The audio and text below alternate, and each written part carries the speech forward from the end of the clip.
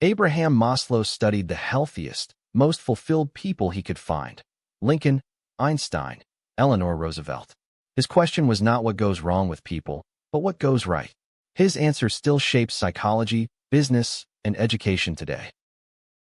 Maslow arranged human needs in a pyramid with 5 levels. At the base are physiological needs: food, water, shelter, sleep. Above those are safety needs: security and freedom from fear. Third is love and belonging, connection and intimacy. Fourth is esteem, achievement, and recognition. At the top is self-actualization. The bottom 4 levels are deficiency needs. They motivate because something is lacking.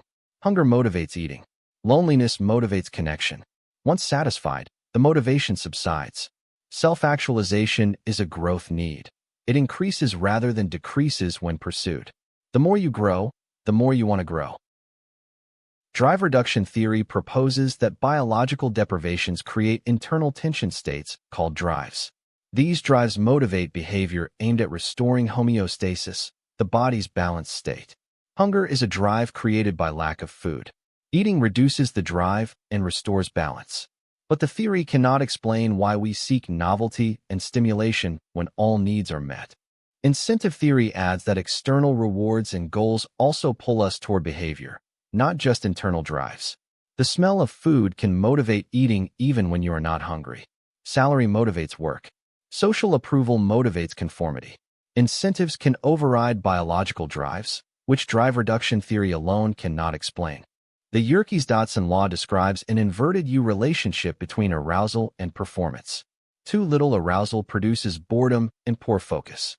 Too much arousal creates anxiety and cognitive interference. Optimal performance occurs at moderate arousal. For simple tasks, higher arousal helps. For complex tasks, moderate arousal is best. The James-Lange theory proposes that we experience emotions because we notice our body's physiological responses. You do not run because you are afraid. You are afraid because you run. You do not cry because you are sad.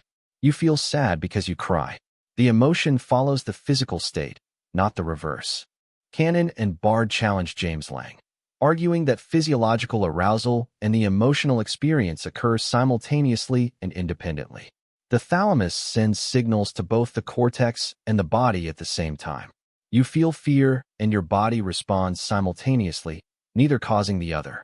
Schachter and Singer's two-factor theory proposes that emotion requires 2 things: physiological arousal and a cognitive label applied to that arousal.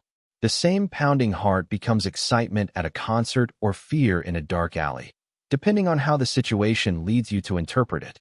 Context determines the emotion.